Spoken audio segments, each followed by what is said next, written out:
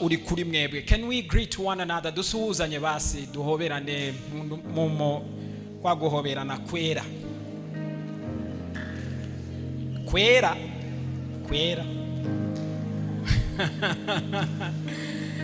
Umubwira urakaza neza mwisi y'ubutumwa bwiza. Abashyitsi mwaje uyu munsi aribwo bwa mbere tubahaye ikaze. We love you so much, turabakunda, mwagize neza. Hallelujah. Thank you, Jesus. Wararitumanuriye urizana mu mubiri wawe, ubimfura mu bazutse, uyobora abana benshi mu bwiza. Ijuru wararitumanuriye urizana mu mubiri wawe, ubimfura mu bazutse, uyobora abana benshi mu bwiza. Reka dutere indi ntambwe imwe yo guhishurirwa urukundo rw'Imana. Ubutumwa bw'ibihe byose, kuki tugomba guhishurirwa urukundo rw'Imana? Cyambere nuko baruhishurirwa, ni ngombwa ko turuhishurirwa.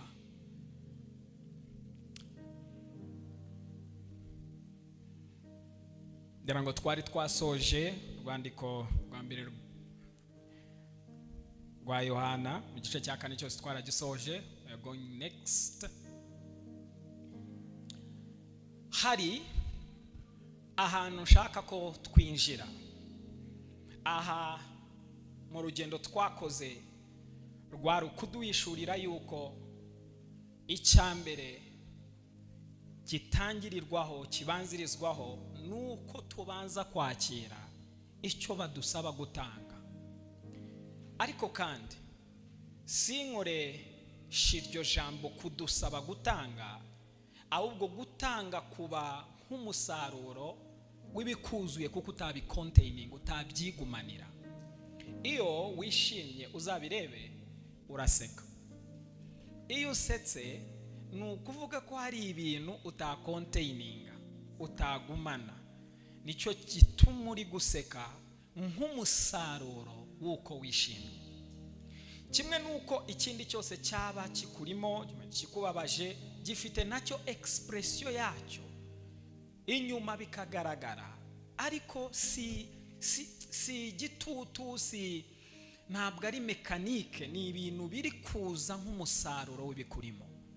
Ni muri urwo rwego ari amakosa again gusaba abantu gukundana, ahubwo dukwiye gusobanukirwa ko umuntu atanga icyo afite. Ni muri urwo rwego Imana iz'ubwenge itatangiye dusaba, ahubwo yatangiye iduha. Arananise ko Imana yakunze abari mu isi cyane, mu isi yego byatumye itanga. If you realize uko Imana ikora, inatangira itanga. See, kugira ngo utaza kuvuga ngo ntacyo mfite, ugira ngo birasaba imbaraga. Nta mbaraga bisaba, ahubwo bisaba ko ubifite. Iyo ubifite ubu bifite, iyo utabifite be kukugora, nawe we kwigora, ahubwo ukeneye kubanza kubyakira. Aho all right, now dutere intambwe rero zidufasha kurushaho gusobanukirwa ibi bintu. Are we there yet?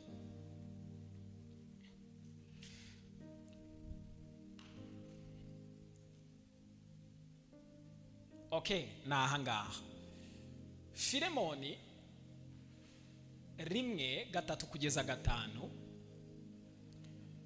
murebe, ubuntu bube muri mwe n'amahoro biva ku Mana Data wa twese no ku Mwami Yesu Kristo. Nshima Imana yanjye iteka ngusabira uko nsenze. Uyu ni Paulo ari kumwe na Timotheo, bafatanyije barimo bandikira Filemo, uku rero avuga ngo ndagusengera, nshima Imana yanjye iteka ngusabira uko nsenze. Ubwo ari kuvuga specifically kuri Philemon. Now you Philemon ari kumubwira gutyo ngo kuko numvise iby'urukundo rwawe no kwizera kwawe ugirira umwami Yesu n'abera bose. Notice, n'abera bose. Uru rukundo rwitwa all inclusive, ntawe ruheza, ahubwo twisanga dukunda bose. Nicyo nashakaga kwinjira mu uyu munsi murebe. Alright, kuko Imana yakunze abari mu isi cyane, dufite igitekerezo kitari cyo ku Mana, kuko akenshi dutekereza ko hari abikunda n'abidakunda. Nkunda bankunda kandi abanshakana umwete bazambona. Tugakotinga icyo cyanditse cyo mu isezerano rya kera, kuko tutazi n'uburyo tucyinterpreta, tukacitiranya, tukakimasakra, tukakigira uko twishakiye, tukakivanayo, tukakikubitisha abantu.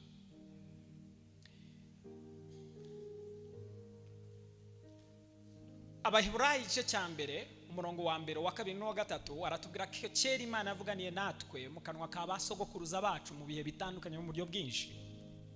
Akatubwira ngo ariko muri iyi minsi y'imperuka, ariko muri iyi minsi y'imperuka mu kinyejana cya mbere, igihe yabyandikaga. You know, one of the things, amwe mu makosa dukora, twibwira ko uyu munsi Bibiliya itavuga icyo yavugaga igihe yandikwaga. Muri makeya tuyapdating. Bakundwa, nitwe dukwiye kwiyapdatinga kuri yo. Just because yanditswe mu kinyejana cya mbere, ntugire ngo iri outdated. Yarabasize abantu. Uzi impamvu?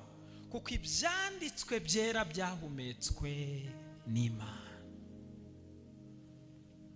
Abantu b'Imana, nicyo gituma Petero atwandikira avuga ko bidakwiye gusomwa no kumva uko byishakiye, kuko abantu b'Imana bahumekeweho igihe ngo bandikaga. The inspiration ituruka ku Mana ihoraho. Ibyo byanditswe byahozeho muri eternities past, ahashize hatagira itangiriro, bifite ubuzima muri present, uyu munsi wa none, no muri eternity future, ahazaza hatagira iherezo. Therefore, abantu baje ejo bundi ngo barashaka ku updating ibyahozeho. Nitwebwe twi-updatinga tugahuzwa n'ibyo byahozeho muri corridors of eternities. Kera isi itarabaho n'ibihe bitarabaho, God had a plan. Imana ifite umugambi ugomba gusohora mu bihe, ukambukiranya ibihe, ugafata abari mu bihe ukabambutsa ibihe, ukabatuza mu bihe bidashira, ariho muri eternity. Ngo nibo bashaka gufata ibyo bihoraho ngo babyupdating ngo bihure n'ibihe byabo. Oh God, ni twebwe duhuzwa n'iby'ibihe bidashira tugahindurwa natwe abiteka, meaning abibihe bidashira.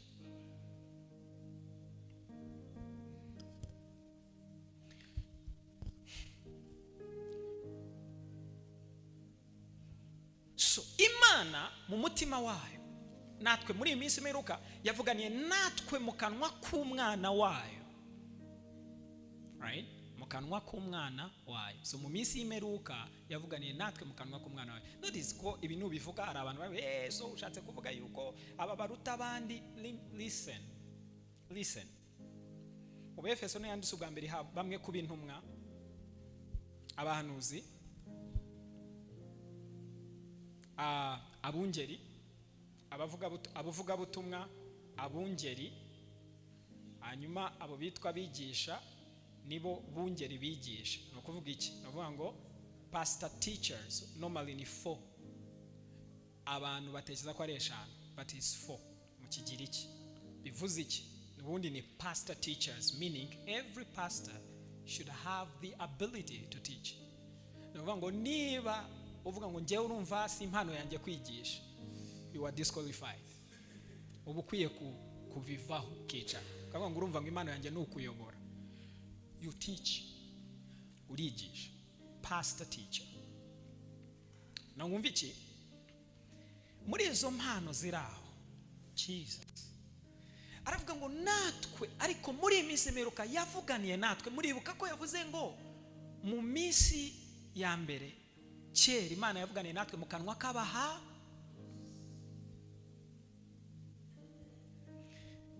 Igeraho kuko abahanuzi ngo bahanuye, ni wiga uri gusoma muri Amplified uzabona ari kutwereka ngo babivuze mu bice mu mashusho atuzuye, batabona ishusho yuzuye neza. Ngo mu minsi y'imperuka ivuganira natwe mu kanwa k'umwana wayo. Haje indi statue itarigeze ibaho, nibwo bwa mbere kuko yatangiranwe na Yesu, ari kuvuga umwana wayo. So we think yuko kuba umuhanuzi ngo biruta kuba umwana. What a joke. Ahubwo akubwira ngo mbere nyine hari abahanuzi, ntabwo hari abana. Hari abigisha, hari abahanuzi ngo nabasogokuruza yabavugiyemo. Ngo ariko muri iyi minsi y'imperuka ivuganira mu kanwa kutarigeze abaho. Muri iki gice cyanyu cyo kora yahozeho, aza mu gihe cyanyu, aza kwintroduce icyo bita kuba umwana abahanuzi batari bafite, kuko niyo statue iruta izindi zose mu bijyanye n'ubumana.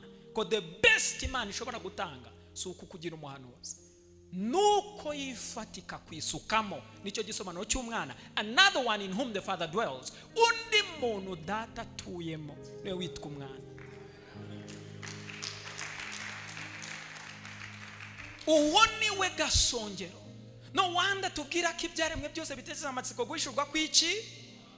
Apana babandi. It only means intumwa, abahanuzi, abavuga butumwa, bigishwa n'imirimo Imana yahaye bamwe muri abo bana kugira ngo batunganyirize n'ubundi abo bana bandi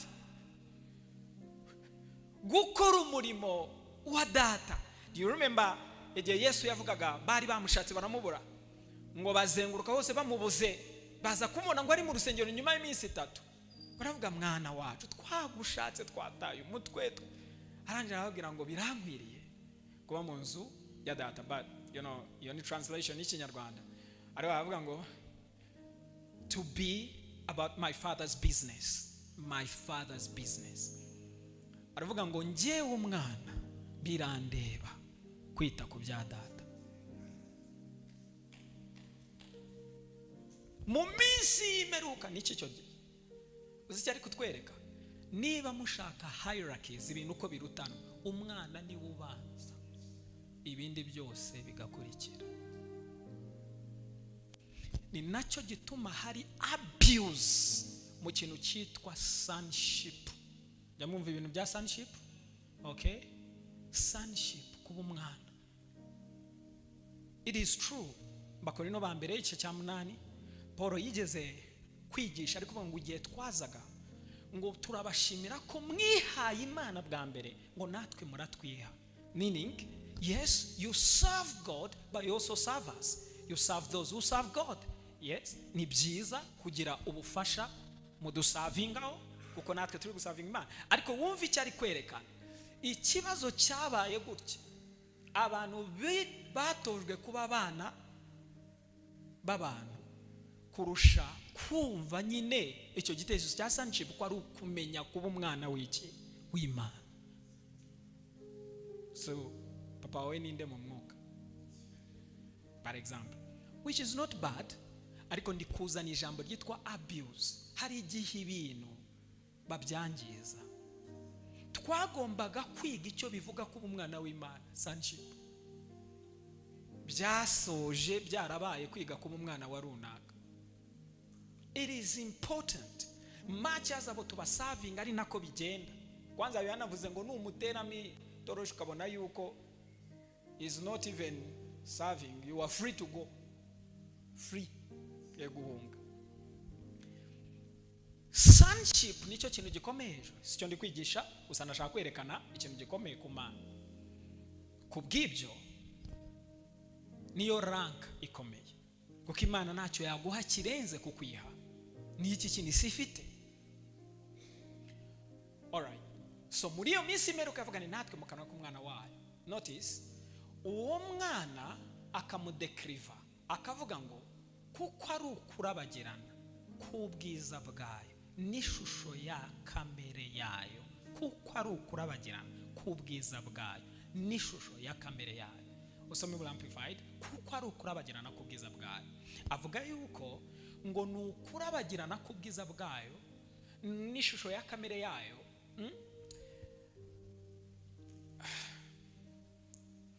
Ni the exact image, niwe shusho ya original.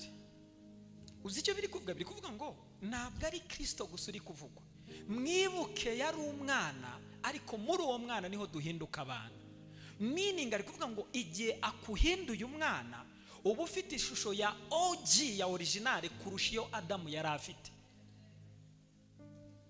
Kuko Adamu yari photocopy y'ishusho ya original ariyo Kristo, ariko ishusho dufite ubu si ya Adamu.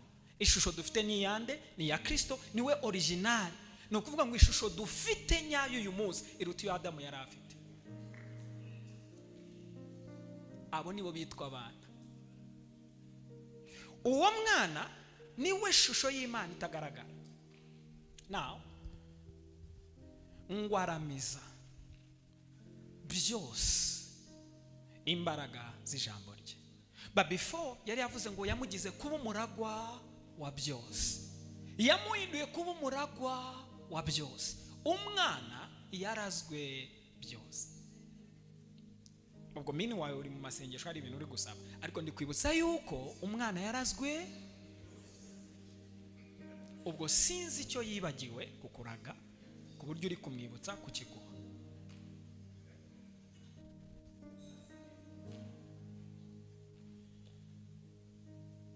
In fact yuri kureba muri iryo jambo ngo yarazwe byose, abari kuvuga ngo the universe, the cosmos, the earth, the heavens, ibintu byose ngo yarabirazwe. In fact haranze ngo even the aeons. Aeons ni iki? Ari kuvuga ngo umwana yahawe gutegeka seasons, amasezo uko ibihe bigomba kugenda. Ahabwa gutegeka amasezo iyi sezo ikwiye kugenda ite. Nuvuga ngo umwana afite uburenganzira bwo guhitamo uko bimugendekera. Tuvuga imvura yaguye iri kwiha kugwa, isa niyitegetse. Aravuze ngo the sun again. Okay, sindi kuvuga umwana nubwo ndi kubivuga. Ndi kuvuga intego yanjye si ugusobanura umwana, nashaka kwerekana urukundo rw'Imana muri iki kintu. Ahabwa ububasha to command the aeons. Now iki nicyo gitangaza. Wibuke twarazwe byose, ahabwa byose. Impamvu ibintu bitazahinduka nuko tugisaba Imana ngo ikore ibyo yamaze gukora. Did you get it? Turacyasaba Imana ngo ikore ibyo yamaze gukora. Icya kabiri, turi kwanga responsibility zacu nk'abana ngo dutegeke uko ibihe bikwiye kugenda. Turacyayisaba ngo ize ibihindure mu mbabazi zayo nibishaka. Ubwo ibyo tuba turi kuyirega ko nta mbabazi ifite n'ubushake bwayo turi kubukemanga. Mu gihe yo yagaragaje imbabazi zayo n'ubushake bwayo iguhindura ufite ubutware ku bihe n'iminsi, kugira ngo nuze uvuge iyi sezo nshaka kwimera gutya. Nicyo bita ngo ahabwa uwo yahindutse umuragwa wa. Okay, wenda byose ubu biretse basi fatamo nka 2 cyangwa 3 nawe utwigondere muri byose. Fatamo kamwe cyangwa ako kifuzo kawe, fatamo icyo kimwe cyangwa 2 ukigondere. You know, in the night na indimo nkora meditation buceceni hari ibintu you know, it's funny that Imana iteka byose kugarura mu kuri. Ibyo udutekerezo kose uri gutekereza iyo tutari guhura irakugarura akubwira. So ndi kuvuga icyo kintu ndi kuvuga nase iki kintu gishoboka gute, akavuga ariko icyo kintu nicyo uricyo. Can you imagine nk'ubu uri gusenga uri kuvuga ngo wenda nshaka iki, you know, to see this. Imana ikagwisha ariko icyo kintu uri gusaba cyangwa uri kuvuga nicyo uricyo. So ugahita ukura amaso iyo wari wayanyanyagije ukayagarura. So I am this. Yeah.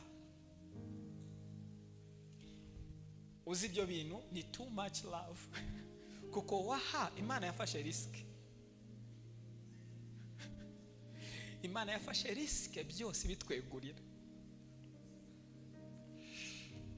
Noneho kutabimenya kwacu ko byose yabitweguriye dusigara tuyisaba. He gave us too much. Maybe yagomba gutanga kamwe tukajya tuza tugasabika duha kakabi, tugasabika duha kagatatu. Na yo yari yafashe risk ikomeye mu rukundi dukundi duha byose. None kuko tutamenye urwidukunda turacyavuga icyo ubwo ntari kukibona buriya ntigihari. Reka da, kuba utakibona ntibivuze ko kidahari. Nakubwiye ngo amara yawe nturi kuyabona ariko arahari, ntari mwe imbere muri wowe. Dukoreshe microscope. Hari amaraso ari gutembera mu veins yawe mu mitsi. Uvanye wenda utkureba imbere, hari ibindi biri imbere utazi. Uruta icyo utekereza uricyo, uruta icyo utekereza. Kandi ubwo si ubwibone, ni ukwemera uwo uriwe. Ubwibone uzi ubwo ari bwo ni ukwanga uwo uriwe. Do you know that? Mwari mwabitekerezaho ngo mubibone? Ubwibone, kwirata, kwishyira hejuru, kwiyemera. Kwiyemera ntabwo biba bivuga ngo uri kwiye. Okay, n'iryo jambo mba numva ritana making a sense. Ariko ubwo bwibone no kwirata nukuda consider God's opinion, nuguhakana opinion y'Imana, igitekerezo cy'Imana cyangwa ijambo rya cyangwa ikivuga, and you consider your own opinion. Ukavuga ngo ngiye uko mbibona nibyo by'ukuri, uko Imana ibibona si byo by'ukuri. Icyo nicyo bita ubwibone. So kugenda, you know, ahubwo nibyo bitekerezo bigukorera mu byo kugundira udutekerezo twawe duciriritse ukanga igitekerezo cy'ubumana gikomeye, nibwo bwibone. So tuvugishije ukuri abantu benshi bagendera mu ki, ariko bazi ko baca bugufi ngo ukavuga waramutse mwene da, you know. Cyangwa woroshyemo tababaza abantu. So you are humble. Humility ifite aho ihuriye no kumenya. Ntushobora guca bugufi utazi, ntibibaho. Ubwo uri kwitiranya ubujiji no guca bugufi. Ni ignorance iri kugutwara. Ignorance ikora muri extreme ebyiri. Kutamenya kwawe kushobora kugutera kuvuga ibyo utazi kandi nta na kimwe cy'ukuri muri ibyo. Ariko rero kutamenya kwawe gushobora kugucecekesha ukumva ntacyo uri cyo nyine kubera nabwo kutamenya. Either ni hasi cyangwa hejuru, ariko byose biri gukora mu kintu kimwe.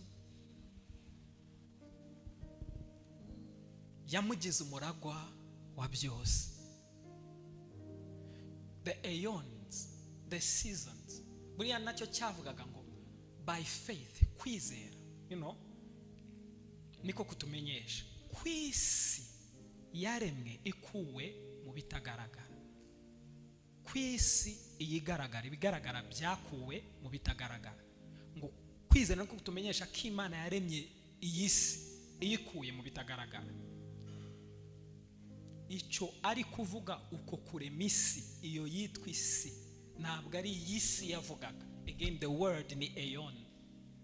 Ari kuvuga ngo ngo kwizera nuko kutumenyesha k'Imana yahitagamo kurema amasezo.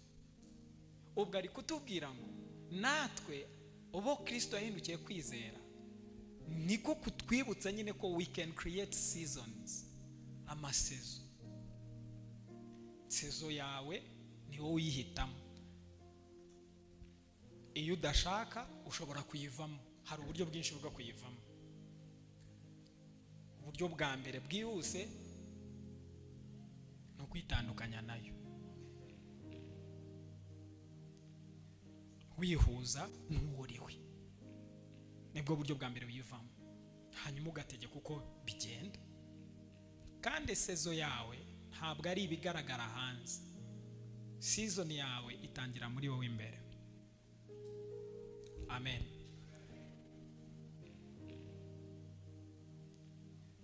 Wihuza n'uwuriwe. Nibwo buryo bwa mbere uyivamo, hanyuma ugategeka uko bigenda. Kandi sezo yawe ntabwo ari ibigaragara hanze. Season yawe itangira muri wowe imbere. Amen. Ikintu rero nshaka kwerekana, nyuma y'uko idukunze gutyo ikaduhishurira ko yaduhaye byose nta na kimwe isize. God loved us so much. Imana yaradukunze cyane, ntiyigeze ikunda bamwe ngo abandi bareke.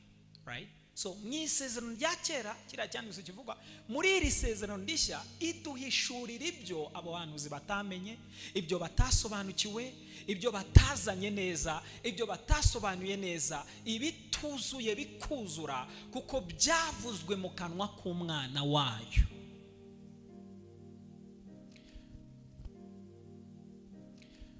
Paulo aratwigisha yuko iyo tumaze kuzura urukundo rwayo hari ikintu kimwe kitubaho. Reba ngo kuko numvise iby'urukundo rwawe. Filemoni yumvisha ubutumwa bwiza, Filemoni yumva iby'urukundo yakunzwe, Filemoni ruramwuzura. Arambwira numvishije iby'urukundo rwawe no kwizera kwawe ugirira umwami Yesu n'abera bose, all inclusive. Uru rukundo rw'ubumana ntawe rukura mu isi yawe. Bose. Segregations, amacakubiri, abantu bica mu buryo butatu bw'ingenzi Paulo atubwira. Ubwa mbere ni mu moko, ubwa kabiri ni muri gender, ubwa gatatu ni mu butunzi, abakene cyangwa abakire. 3 categories abantu biciyemo ibice. Paulo akavuga ibyo byose mbabwiza ukuri nta namwe ukwiye kwibona kuko muri icyaremwe gishya. So utibonyaho niyo segregations zikomeye zikora ku isi. N'uyu munsi murebe intambara zose zizabaho n'amakimbirane yose azabaho, it will be around that. Either na moko cyangwa gender, kuko yavuze nta mugabo nta mugore, nta mugiriki cyangwa umuyahudi. Murebe iki, ngenduyu wowe ururiya, so we have to fight. Ibihugu, imipaka yashyizweho n'abantu bavangira abantu b'Imana, baraturyanisha nuko batwita iki, undi akatwita iki, nawe urakiyita mama we. You are even so proud ngo Yehova. Who are you? Uva he hukuri? Uva he hukuri? Niki kwiye kwirata? Kwirata ibyo biciriritse. Iyo umuntu atibonyaho ahandi ngo cyangwa nta mukire cyangwa umukene, imbata cyangwa iki, umudendezo, meaning bamwe babona ari nk'imbata, abandi bakumva ari umudendezo. Hari abagezeyo, hari n'abari hariya. Abantu bicamo ibice muri izo kategori. Navuze iyi statement, ikizatuma dutsinda hose nuko tubakunda bose. Ikizatuma dutsinda, and this is so powerful. Okay, urasenga, you pray and pray and pray. Urasenga, uranigisha, but you hate some people. abo bantu ntubakunda na gatoya. Aniye turashaka ngo bemere ibyo wemera, ngo bizere ibyo wizera, ngo wewe waramurikiwe bakizwe. Bakizwe iki? Ko ari wowe ukeneye gukora iki? Gukizwa. Muribuka ko gukizwa ari ugukira. Soteria ni umurwayi wahawe umutagakira, nibyo bita gakiza. Ubwo urumva wowe utarwaye ukeneye nawe umuti. This is the result. Iki kwerekana ko babeshye Imana, batekereza ko ikunda bamwe, ifite abikunda n'abidakunda, naha bipfira. Ni gute Paulo akomendinga Philemon akamubwira ngo mu bintu byantangaje iwawe kandi ngushimira iteka, ngo nkanagusengera, ngo nukwizera wizera umwami Yesu n'urukundo ukunda bera bose bose bose bose bose. Iri jambo rya bose mwaribonye. I commend kukunda bose, kuko urukundo rugukoreramo ntabwo ari urwo wavomye wanyu. Urukundo rugukoreramo si urwo wagaburiwe n'abantu. Hari abaruhawe, hari n'abataruhawe, ariko Philemon wahishuriwe ubutumwa bwiza. Urukundo rukuzuramo, none kwizera wizera umwami Yesu n'urukundo ukunda bera bose, nirwo nkomendinga.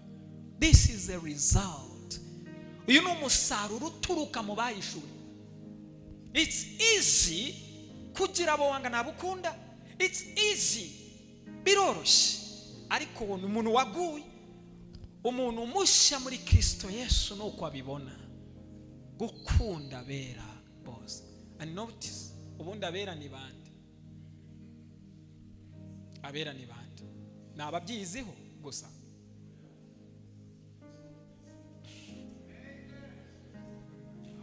Hari ababyimenyeho, hari n'abatara. Ngo wakunda bera bose. You see, you know, umunsi twambaye amarinete y'urukundo, niwo mubatizo. Niwo mubatiza abantu bakeneye kujyamo kurushaho kwirirwa dutonganira ku mazi. Dushwana ku mazi, wabatije mu make cyangwa menshi, atemba cyangwa ahagaze muri Yorodani nyayo yiri Israeli. Ubuse ko hari intambara wajyayo. Now muri Israeli cyangwa hano muri piscine cyangwa ni mu nyanja, we are fighting over that. We need to be baptized in love. Abantu bakeneye ubatizo w'urukundo nyarwo. Ayo mazi bayagiyemo bavamo batose, bagiyemo bumye bavamo batose, nta cyahindutse. Babyita ngo dusohoze gukiranuka. What do you know kugusohoza gukiranuka kose Kristo yavugaga? What do you know? What do you understand by that word? Umero bikore kugira ngo uzi cyari kuvugaho mu buhanuzi bwanwe biri gusohora ko kanya. Do you even know? Say, oh, natwe twidubike mu. Okay, twidubitse mu mazi. Ariko se ni ibihe bisobanuro bifitiye? Muri make amakuru ufite kuri icyo kintu ni yakora kurusha amazi ubwayo. Amazi ntacyo atwaye, ariko nani nicyo yagufasha. Muribuka Paulo yadressing ikibazo cyo gukebwa, aravuga gukebwa kumaze iki? Cya kudakebwa siko ndi kuvuga. Aravuga ati igifite icyo kimaze. Hallelujah. Nuko duhinduka ibyaremwe bishya. Uko gukebwa kwawe, kudakebwa kwawe, byongeyeho iki? Kuko abakebwe ngo barabyiratanaga ngo barakebwe. So ubwo wakebwe bivuze iki se? Oh my God. Bihuriye he n'agakiza? Bihuriye he na Kristos? Bihuriye n'ubuzima bushya? Yego cyari ikimenyetso Aburahamu yahawe. Yego cyari ikimenyetso cya Aburahamu amaze kwizera, ngo kibe gihamya cyuko batandukanye. Ariko bwari ubutumwa gukata w'ikinyuma bisobanura umuntu wa kera azabambwa akurweho kugira ngo haze umuntu mushya. Gukebwa ibyo yita gukebwa ko mu mutima. Intekerezo zanjye zarahindutse, amaso yanjye yakoze iki? Yarahumutse. Bwenge bwanjye nabwo bwakozweho nahishuriwe iby'umusaraba wawe Yesu, singishidikanya ku byo Gologota yamesheje. Gukebwa ko mu mutima ni ukuzi ibyo waheshejwe n'umusaraba. Notice ukunda bera bose. Ikintu cyanangaje ndiko observing ibi bintu, nabonye Paulo uburyo yari abikomeye. He understood. Ndikuvuga, why did he succeed? Kuki yatsinze hose? Mu gihe abigishwa babwiwe ngo bajye hose, ntibanagiye hose, bagiye muri bene wabo, you know, bakajya bigisha bene wabo, bareba abanyamahanga bakabita iki? None wakwigisha uwo witimbwa ubutumwa bwiza? Deja wamaze kumudehumanizinga, wamaze kumwambura ubumuntu bwe, nurangiza uramwigisha iki? Nicyo cyatumye ababwira ngo bajye mu mahanga yose. Ababwira ngo bajye mu mahanga yose, bagiye koko mu mahanga yose, ariko notice bigisha bene wabo gusa. And we have it even here. Zajya ureba uburyo umuntu aba ariyigisha bene wabo nibasha. Anyways, ni byiza kubaheraho.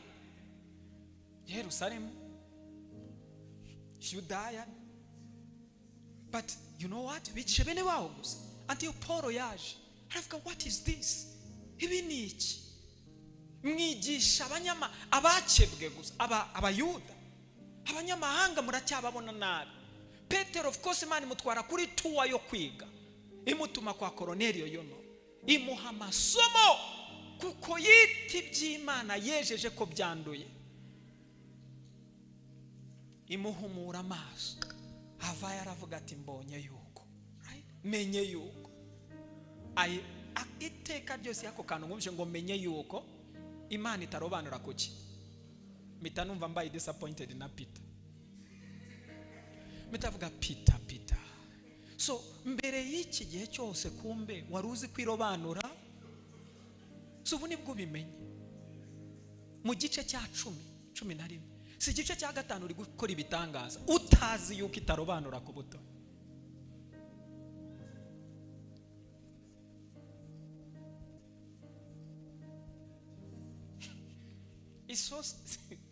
And that is ubwo nabwo ntahumutse, siwe nibura agaco gace kaje Imana iri kumbwira iti bagurye ibyo byo kurya, ariko mbwira rye ni ibiki? Ngo ni inyamaswa zizira. Yagize gutya abana muri trains, abona iryo yerekwa, abona ngo ikinyita kifite impande enye bisobanura isi yose. And so Imana ikumbwira iti okay rya, aravuga sinarya ibi byanduye biranduye. So ni Imana ibwiye okay, so uri kwita ibyo nejeje ko byanduye. Naho turi kubona ni inyamaswa kuri inyamaswa zanduye, kubera Imana yarigiye kumutuma. Igiye kumutuma hehe? Kwa Kornelio w'umunyamahanga. Mbega warakita abanyamahanga ko bakoze iki?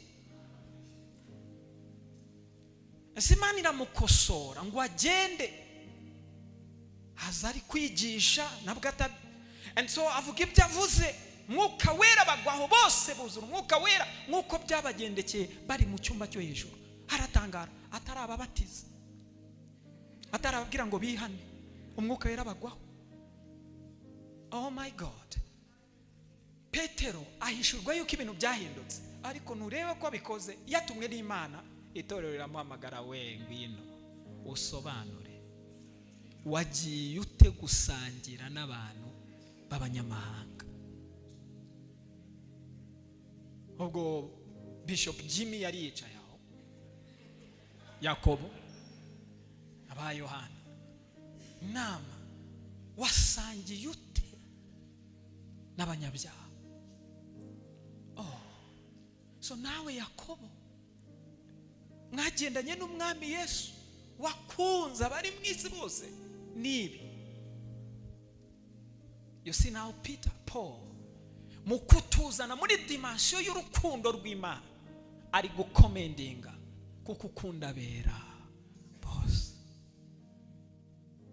Drop down urebe, ni 15 gusa turi busoze, niyo turi bukora. Nicyo gituma nanjye maze kumva uburyo mwizera umwami Yesu mugakunda abera.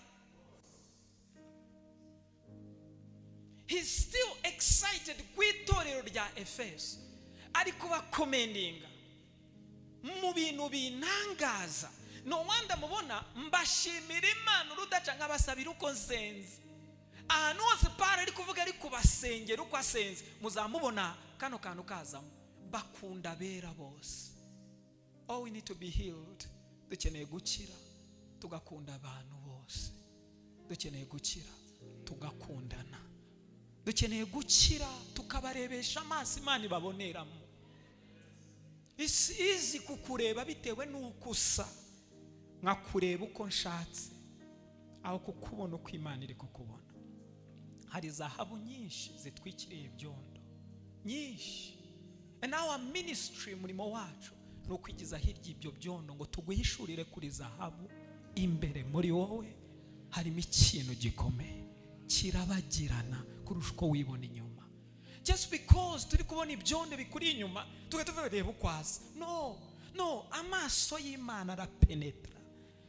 Yabwiye Samuel niwe avuga ngo simbona nk'uko abantu bareba, bo bareba ibiri inyuma, nge ndeba imbere. Ndeba icyo nagukoreye, ndeba icyo nakugize cyo, ndeba ubwiyunge nakoranye. I know what I did, zicyo nakoze. Icyo nicyo ndeba, ni nacyo ngumaho gusa, ni nacyo nshaka ko nawe ubona. Unukiboneho gusa ukibone no mu bandi. Cyo gituma tudakwiye gutekereza abandi bene data, tudakwiye kugira uwo dutekereza dukurikije amasekuruza. Kuko iyo turi kureba dukurikije amasekuruza, hari abo tudahuje duhita tuvuga okay, aba nibo duhuje, kandi ibyo ngiye simbyemera. Deep down in me simbyemera. Impamvu nabyemera, mbibona nk'ikinyoma, nk'uruhererekane rw'ikinyoma cyemeranyijweho. Byinshi byitwa amateka n'icyo ni uruhererekane rw'umuntu wazanye igitekerezo. Azanye icyo gitekerezo gitorwa n'abari bahari. Abari bahari baragikuza. Murabizi uko urubyaro ruza rubitwara ku rundi rwego. Ibyo twonse tubitwara ku rundi rwego. Ibyo tumenye abakurikiraho barabizamura. So someone azana igitekerezo, uvaha turabitwara. Icyo gihe ababitwaye babizana ku rundi rwego, barabizamura bikageraho gifata, tukagira ngo niko biri. Ariko dusubiza amaso inyuma. Nge nkavuga okay, reka dusubiza amaso inyuma, tuvuge tuti okay, nge nakomotse kurinde, wowe yakomotse kurinde, we yakomotse kurinde. Dusubiza ibihe inyuma, turebe niba tutari bwisange hari umuntu umwe runaka dukomokaho. Now to me, mitamvuga ni mugumana ibyo bintu byanyu. I refuse to buy it. Harabo muzifatira, I'm not part of it. In fact noneho bikaryoha kurushaho maze kumenya uwo ndiwe, ko navuye iyo. I came from above, navuye hejuru. Uzi impamvu? Ni ukubera ko dukomokaho yavuye hejuru. Ntibabyawe n'ubushake bw'amaraso, inyama cyangwa umugabo, babyawe n'Imana. You came from above, wavuye hejuru. Abyandikira n'Abakolosayo, I believe, Colossians. Irindi torero Pawulo yandikira ibijyanye n'urukundo rwo gukunda abera bose.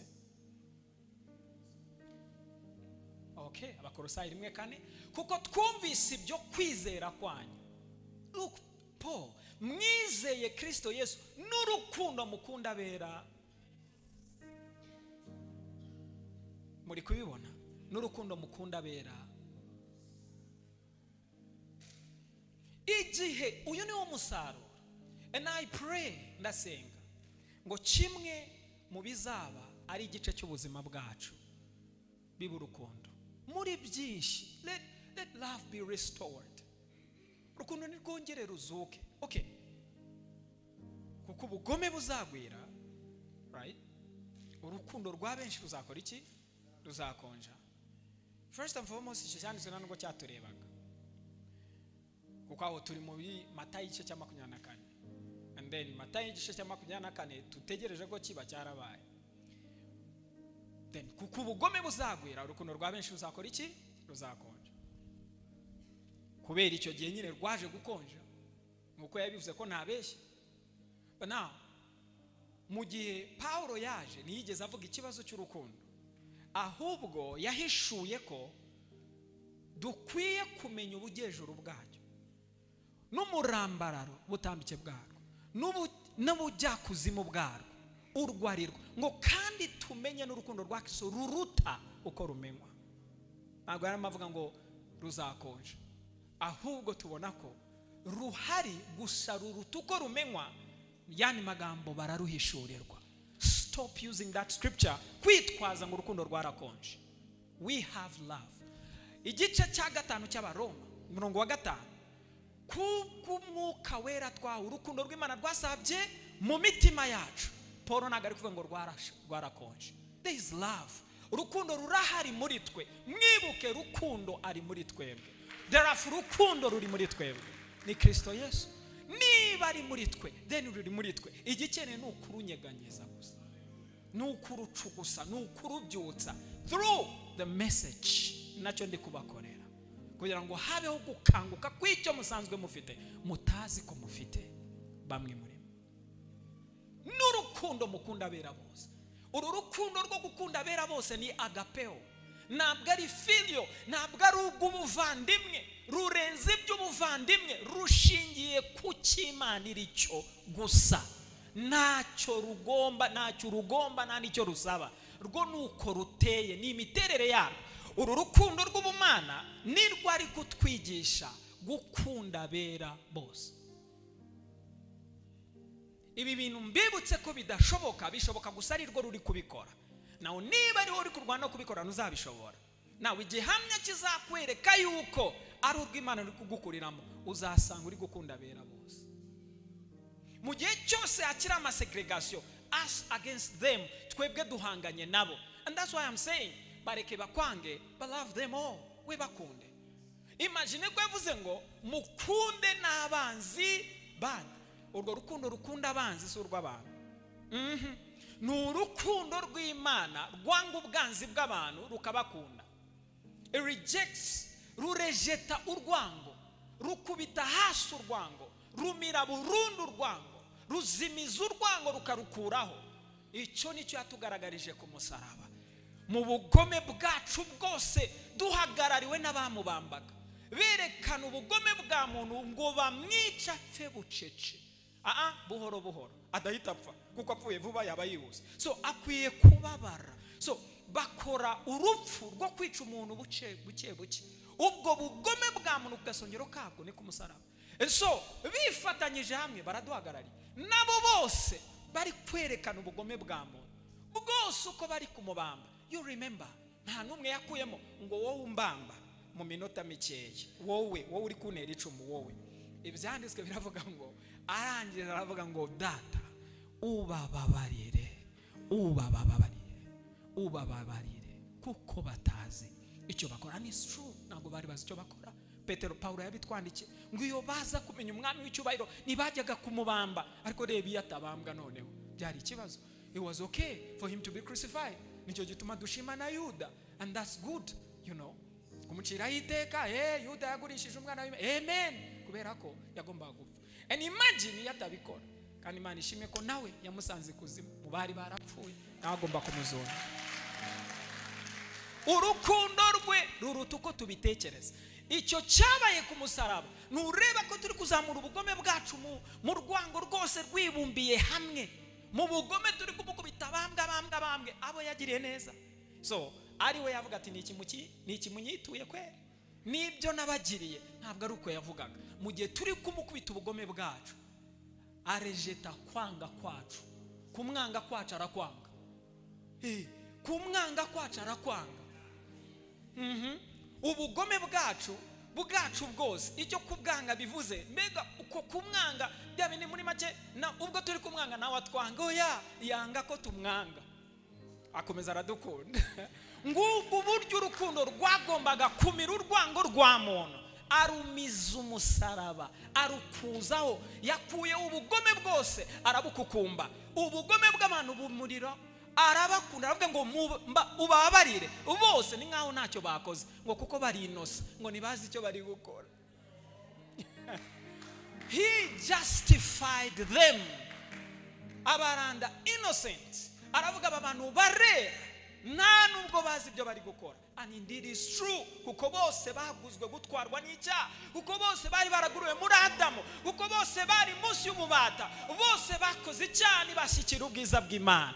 Ariko ibi bahera ubusa. Hari icyo yaduhaye, icyo duhereye ubuntu. Uko gukiranukira kuduha imirububi bwabo ibambika ubwiza bwayo. The love of God. Urukundo rw'Imana. Nta numwe yarebye nabi, yababariye bose. Hallelujah. Yeah, boss. Numwe yarebye nabi, yababariye bose. Hallelujah. Yababariye bose. Urukundo mukunda bera bose. Urukundo ni ruzima muri twe. Guhera uyu munsi wa none, right? Muri ya masengesho ya I am, ukwibwira kwawe ndi, we kuvuga kutarufite. Vuga ngo ndarwuzuye. Ndi urukundo rugenda. Ndi ibyiringiro by'urukundo mu isi yanjye. Ndi urukundo ruzima. Ruranyuzuye, ruransendereye. Kuko ndimo. See? Refuse gutangira rekera ibintu byo kuvuga ngo urumva ibintu byo. Be the one, be that love. Turi inzandiko zisomwa n'abantu bose. Niba dasoma Bibiliya bazasoma wowe. They have to read you. Ni we rukundo rugenda. Ni wowe Imana ishaka ko bareba. You are the love, the living, moving love of God. Uru rukundo rw'Imana rugenda. Mwibwire no kutandukanye na urarufite urumwe narwo. Mwibuke si ibyo twiyumvamo. Urutaca n'ibyo twiyumvamo. Ndetse n'ibyo tutiyumvamo. Ruhebuje byose nacyo two. Narwo. Urutaca n'ibyo twiyumvamo. Ndetse